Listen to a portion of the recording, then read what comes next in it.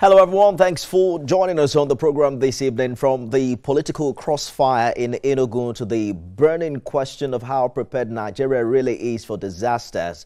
Tonight, we go beyond the headlines. Let's begin with the issue of disaster and how it's continued to feature quite a number of times across Nigeria, and from devastating tanker blast explosions and recurring market infernos to flood-ravaged communities and building collapse. Earlier this year, recall that a fuel tanker overturned near Suleja, claiming over 100 lives as residents rushed to scoop spilled petrol. Flash floods in Adama's Yola area left 25 dead, thousands displaced. There's the Mokwa flood, which has now been described as the worst in 6 decades, killed hundreds, left over 600 missing, and submerged quite a number of settlements. These repeated calamities indeed mirror Nigeria's vulnerabilities in disaster preparedness and our warning systems, emergency response, as well as post-crisis recovery. Joining me first on the show today to shed light on these challenges is the former acting Controller General of the Federal Fire Service, Dr. Karebo Samson, who brings decades of frontline experience in firefighting and disaster management. Dr. Samson, thank you for joining us on Beyond the Headlines. You know, they say research reveals deep gaps in our disaster management, that we rather focus on reactive response than prevention, and also that our recovery plans are quite inadequate.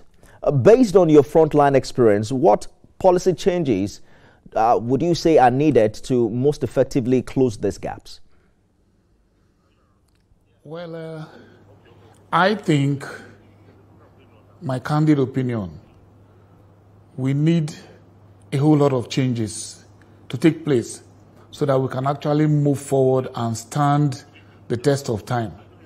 Because in any environment we find ourselves, there are bound to be hazards.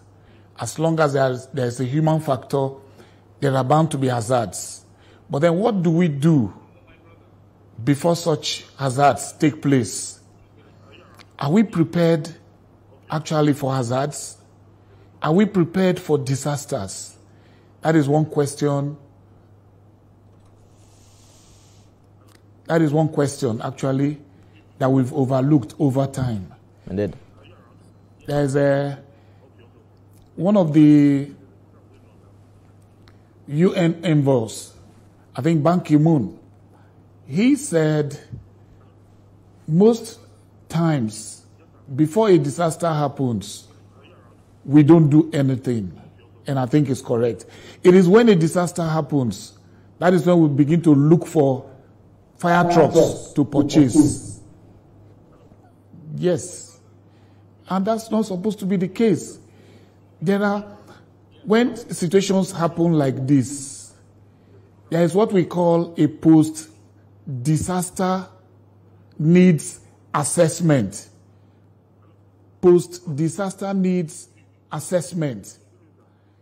That is a whole lot of program that earmarks the things we didn't do before the disaster took place. I hear you, Dr. Samson. Let us try to narrow it down specifically, for instance, to the fatal tanker explosions we've experienced in the past 2 years, killing hundreds of people.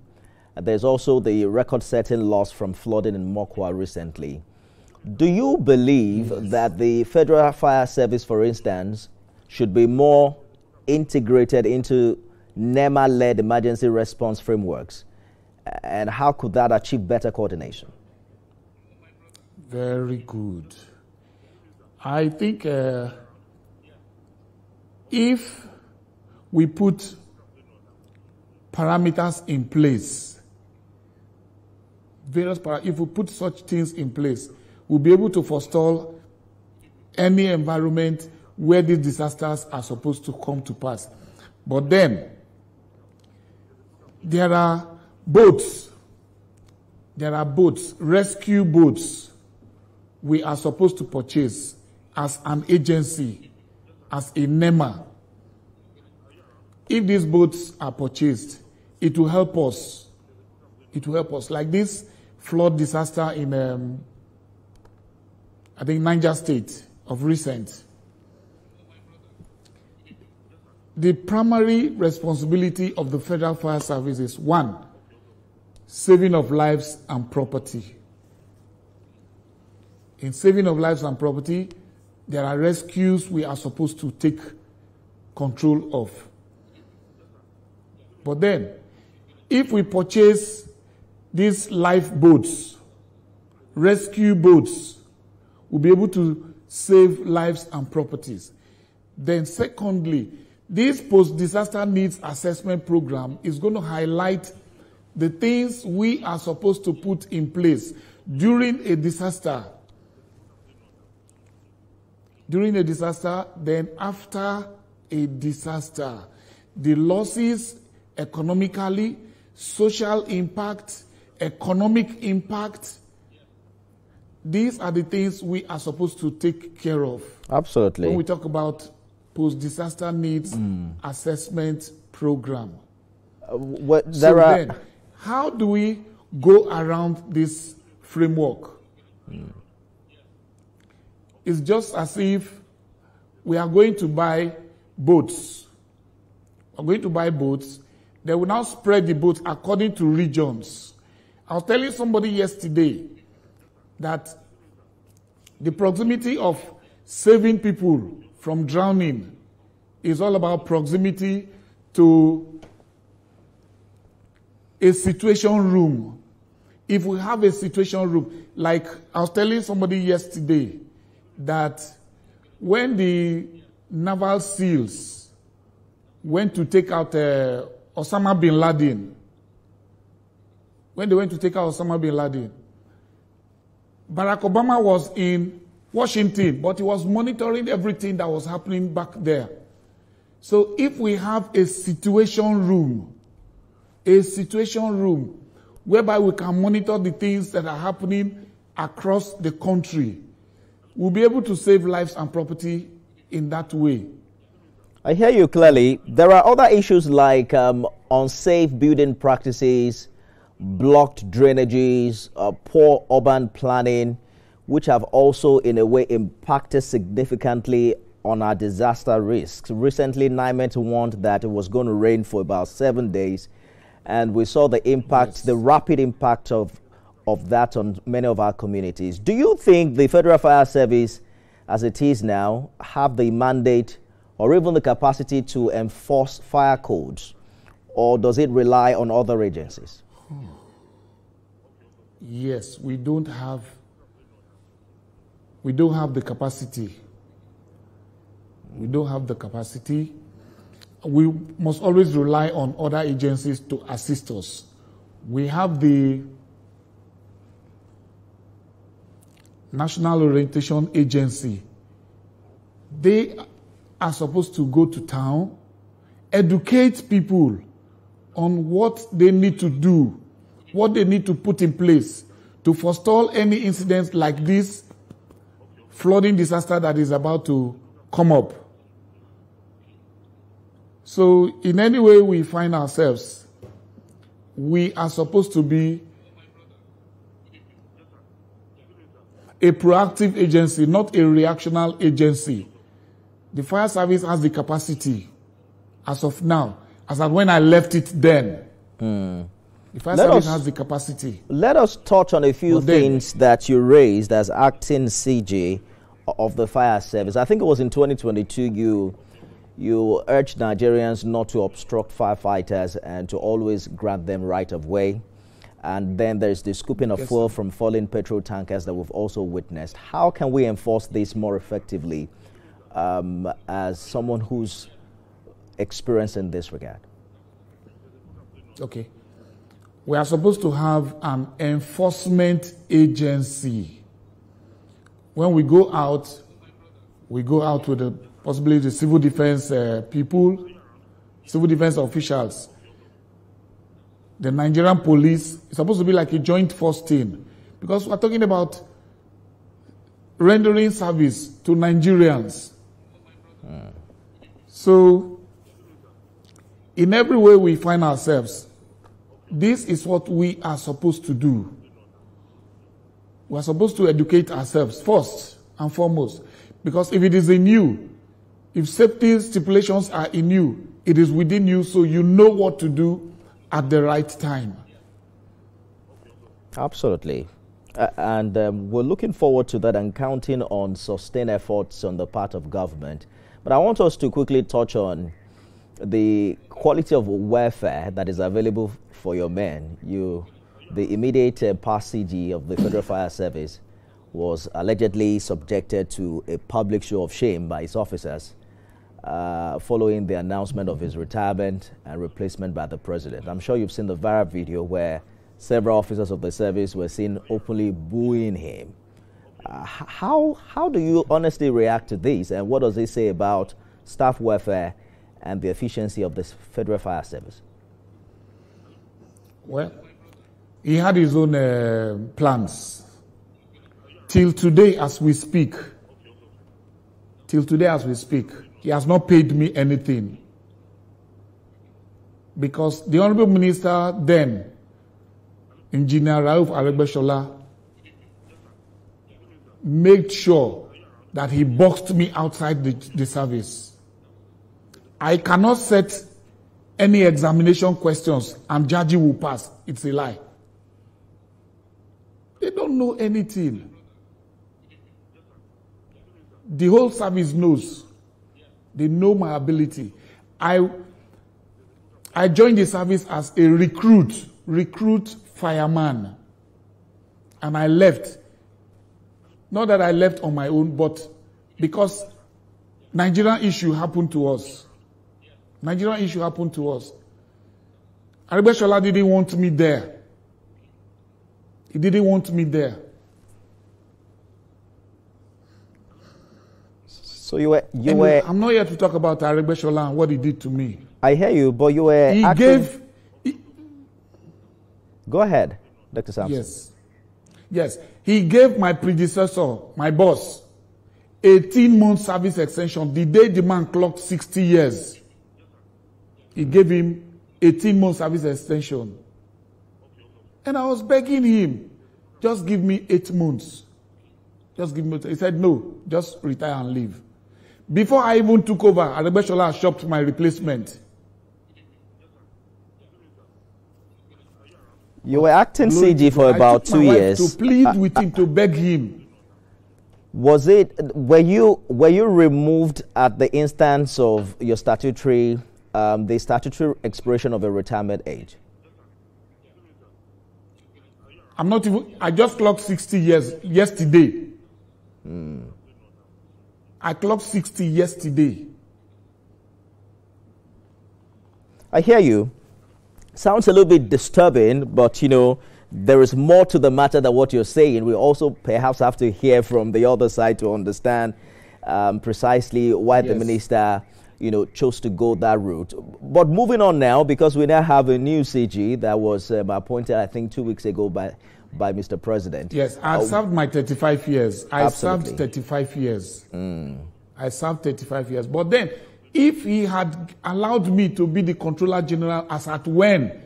2020, I would have stayed almost 18 months as the Controller General.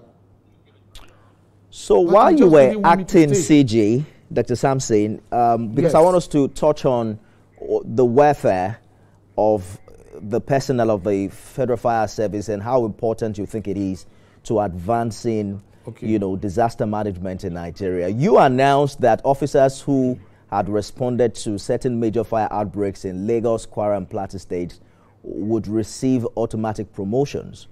I don't know how that went, but alongside such commendations, do you think there's need for broader reforms?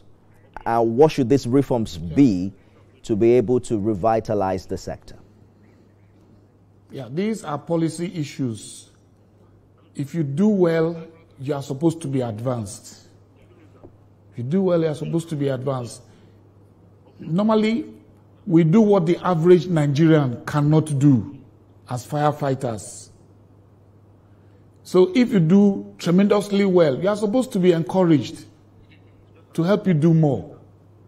And that was why I recommended that these people that went for one tanker fire close to a police station at Mushi or thereabouts, let us encourage them by advancing them. But the minister sat on it and he said, no. So what could I do? He said he didn't want such kind of a thing. This is how to encourage people. But he didn't want it. Do you think that answers your question, sir? Would you say that the Federal Fire Service is well equipped as of today to be able to adequately do its job?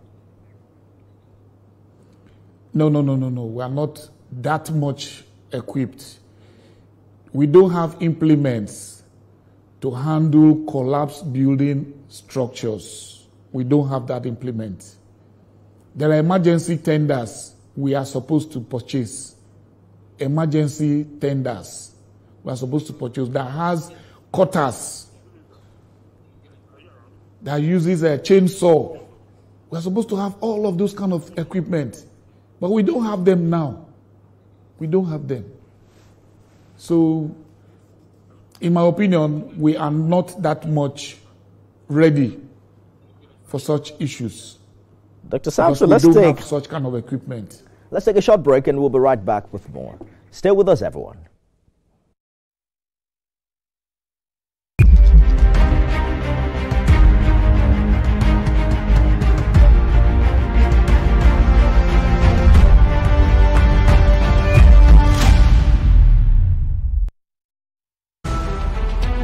Every major news story is with many perspectives and layered with different levels of impact. Hello.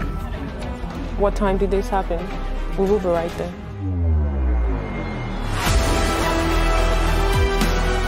At TVC News, we follow the big and major news, gathering the facts, witnessing the outcome. I am here live at the aftermath of the approval of the new national minimum wage. We are TV Station of the Year, not just for breaking news, but for being first, fair and accurate. TVC News, first with breaking news.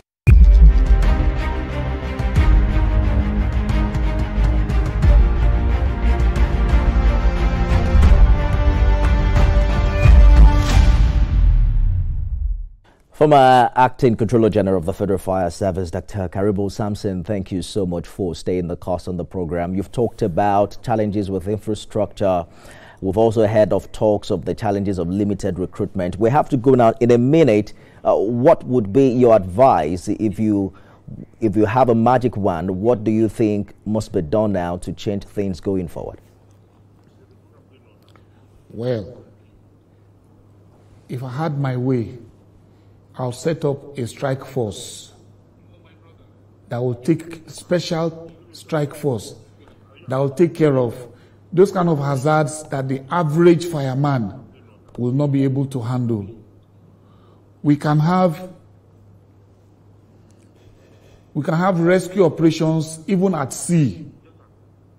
We can have rescue operations at sea.